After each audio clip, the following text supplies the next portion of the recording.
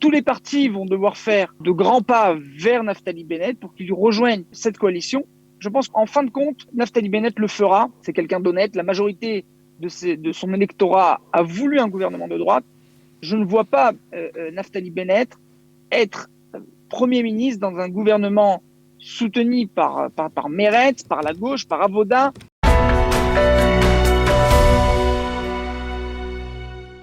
Yossi Tayeb, bonjour Boker Tov.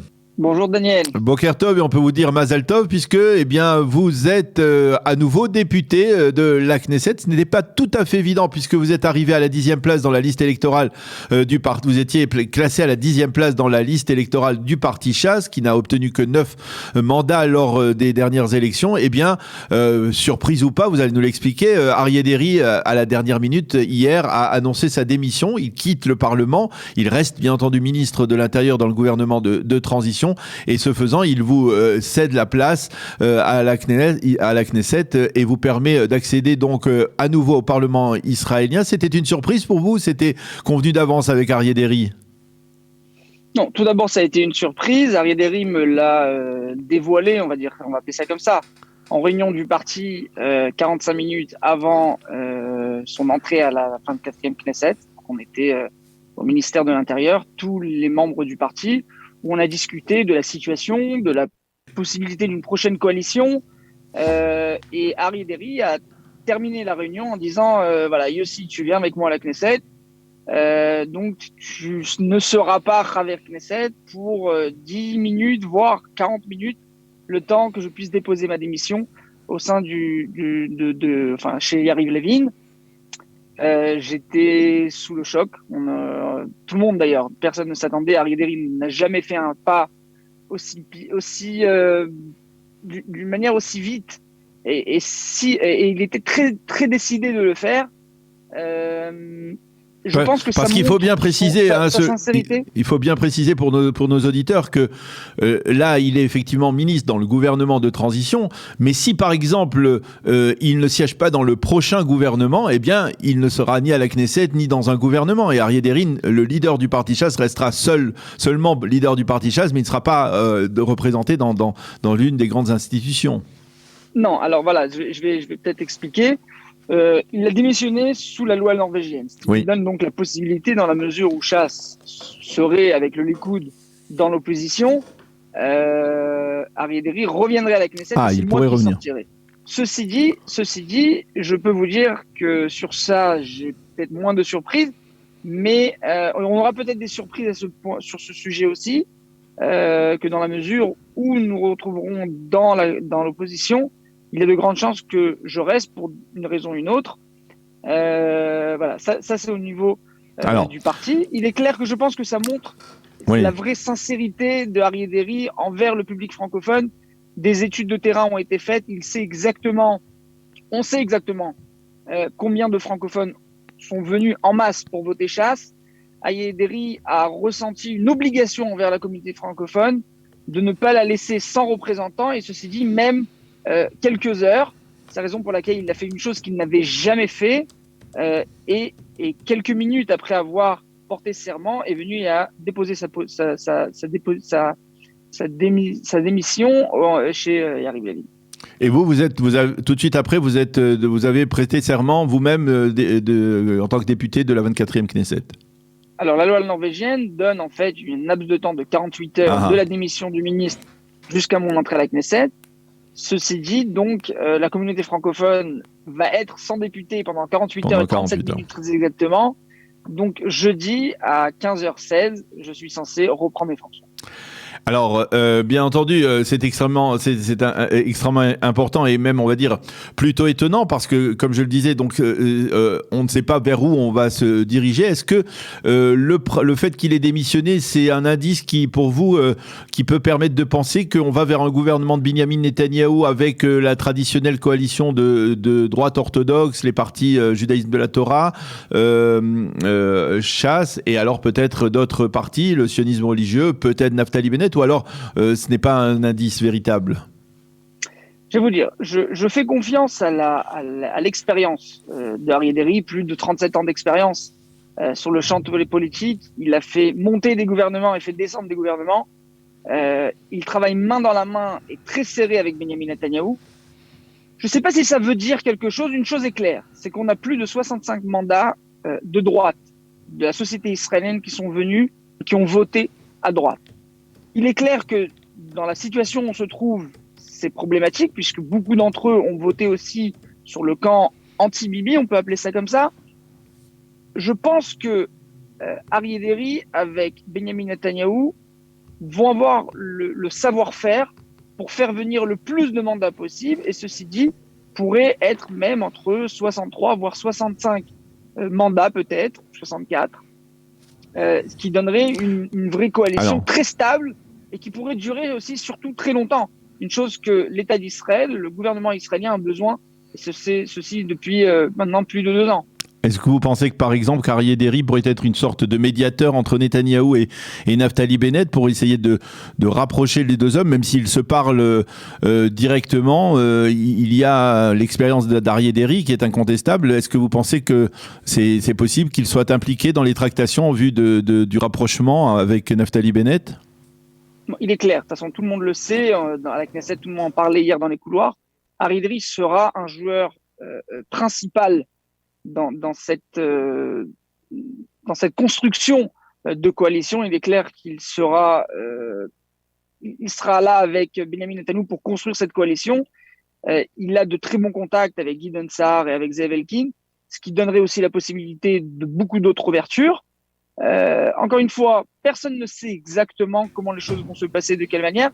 Il est clair qu'Aryeh Deri sera un des joueurs principaux. Alors, donnez-nous votre sentiment, puisque vous êtes sur le terrain, vous êtes à la Knesset. On a du mal à cerner ce qui se passe actuellement. Est-ce que vous avez le sentiment que Naftali Bennett peut répondre aux sollicitations de Benyamin Netanyahou et s'inscrire dans le gouvernement traditionnel de la droite et des orthodoxes, ou alors qu'aujourd'hui, vu les relations très tendues qu'ils entretiennent avec Benyamin Netanyahou, eh bien Bennett a décidé d'aller jusqu'au bout pour être le prochain Premier ministre de l'État d'Israël, parce que c'est de facto c'est ce qui semble se profiler à l'horizon. Je pense que Naftali Bennett est quelqu'un de très honnête, qui tient sa parole. Naftali Bennett a promis tout au long de cette campagne qu'il ne siégerait pas au sein d'un gouvernement avec la liste unifiée arabe. Naftali Bennett aujourd'hui a la possibilité de se joindre à un parti, à un gouvernement, une coalition de droite, avec, encore une fois, il va faire monter les enchères, c'est clair. Aryeh Deri le sait, Benyamin Netanyahou le sait, tout le monde le sait.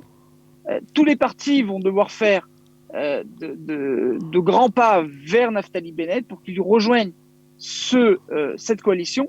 Je pense que en fin de compte, Naftali Bennett le fera. C'est quelqu'un d'honnête. La majorité de son électorat a voulu un gouvernement de droite. Je ne vois pas Naftali Bennett être Premier ministre dans un gouvernement soutenu par Meretz, par la gauche, par Avoda, refaire une alliance avec Yair Lapid alors qu'il a promis qu'il ne la referait pas. Je vois pas comment. Donc je pense que Naftali Bennett, il est clair, va faire monter les enchères. Il est maintenant entré dans une ligne droite de discussion avec Benyamin Netanyahou. Aryeh Deri hier lui a jeté une blague lorsqu'ils ont fait la fameuse photo à la sortie de l'hémicycle, où il y avait la chaise pour le Premier ministre, la chaise pour le président et pour la présidente de la Cour suprême. C'est que le président n'est pas venu. Et Aryeh Deri aurait dit à Naftali Bennett, bon allez Naftali, assis-toi. Oui. Donc je pense ils ont quand même une discussion, ils arrivent encore à se jeter un peu des blagues. Il n'y a pas de tension entre Aryeh Deri et Naftali Bennett. Naftali Bennett est quelqu'un, comme je le disais, de très droit et quelqu'un qui tient sa parole. Je ne le vois pas, encore une fois, être à la tête d'un gouvernement de gauche. Alors, Yossi, vous reprenez donc vos fonctions dans un peu moins de 48 heures maintenant de député. Alors, quel est votre projet dans l'hypothèse, qui n'est pas encore certaine, que cette Knesset est une longévité, on va dire, plus importante que les précédentes? Quelles sont vos actions? Comment vous allez vous focaliser dans quelles actions aujourd'hui et en particulier pour le public francophone? Tout d'abord, au niveau de mon travail parlementaire, mon chef de cabinet, déjà hier, a rassemblé toutes les lois qui avaient été déposées afin de pouvoir les déposer jeudi à la première heure pour les faire avancer, qu'elles puissent arriver en première lecture, deuxième lecture et puis être votées en fin de compte encore dans cette coalition, même dans une coalition de passage. C'est la première chose sur le plan parlementaire. Par la suite, il est clair que maintenant, il n'y a pas encore de commission, ni de Alia, ni de Klita, ni d'autres. On va faire le maximum pour refaire vivre ce lobby francophone qui avait été à l'époque ouvert et initié par le Likoud et à sa tête, donc Yoni Shedbon. Il a été réouvert de ma part au sein de la crise du corona, une chose qui nous a pas donné la possibilité d'amener les associations, les fédérations et de faire avancer de grandes choses pour le public francophone. C'est une chose qui d'ailleurs hier, quand j'ai rencontré Yariv Levin dans le couloir, il m'a dit aussi le lobby est là et prêt et t'attend. On est là, on va continuer de toutes nos forces pour pouvoir représenter le public francophone. Il y a beaucoup de choses à faire pour les indépendants. Pour les associations. Alors je voudrais vous demander peut-être, puisqu'il nous reste environ une à 2 minutes, de réagir à la décision qui était de permettre enfin, on va dire, aux proches, aux Juifs de France, on va dire, pour résumer, aux Juifs de France qui ont des proches, des enfants, des parents, des frères, des sœurs en Israël, de pouvoir venir enfin leur rendre visite. C'est une décision qui en prend effet dès aujourd'hui. Donnez-nous quelques détails pour essayer de rassurer nos auditeurs. Elle prend effet dès aujourd'hui. Il faut tout simplement remplir le document. D'ailleurs, Harry Derry, hier en réunion du parti, quand on a fini après avoir dit qu'il démissionnait, m'a dit Yossi, voilà, j'ai un cadeau de plus pour vous. Les Français, entre autres les Français, pourront rentrer en Israël, les Français qui ont des proches de premier cercle, pour pouvoir venir et se rassembler. Il disait ça un peu en rigolant. Mais il sait à combien cette chose était pour nous, et lui et son équipe. On les a harcelés jour et nuit pour pouvoir faire rentrer ces francophones en Israël. J'ai été très touché par ceci aussi. Je pense que c'est une fois de plus, ça nous montre que Harry Derry a été vraiment à l'écoute de ce public, entre autres francophones, mais aussi anglo-saxons qui ont de la famille ici en Israël, des Olim, qui n'ont pas pu revoir leur famille, leurs proches. Harry Derry est très attentif à ces choses-là, c'est quelque chose qui lui parle beaucoup. Donc le ministre de l'Intérieur, avec son équipe, ont fait avancer ces takanotes, ce sujet, et donné l'autorisation aux proches de pouvoir entrer en Israël. Il y a des conditions. Simple. Oui. La procédure est tout simple. Il faut tout simplement être vacciné de 2 injections pour pouvoir rentrer ici en Israël, faire la demande, prouver le rattachement et prouver qu'en fait vous êtes vraiment en famille de premier cercle, que ce soit fils, enfant, fille ou fils. Est-ce qu'il y a besoin, par exemple, aussi, d'une circonstance particulière, d'un mariage ou chas v'shalom de nouvelles plus dures? Pas du tout. Non, ceci est la bonne nouvelle. Toute personne qui a un proche de premier cercle en Israël peut venir en Israël pour pouvoir rencontrer sa famille. Eh bien, c'est important et en fait, d'une certaine manière, c'est étonnant et impressionnant que ça soit intervenu justement au moment où donc cette 24e Knesset prend son envol. On vous souhaite bien entendu, Yossi Taïeb, beaucoup de réussite dans cette mission de député du parti Chasse, député, on va dire, au service de la communauté francophone, comme vous l'avez été au cours des derniers mois dans la 23e Knesset. Merci beaucoup d'avoir été avec nous ce matin. À bientôt, Yossi Taïeb, et Batzlacha. Merci à vous, Daniel.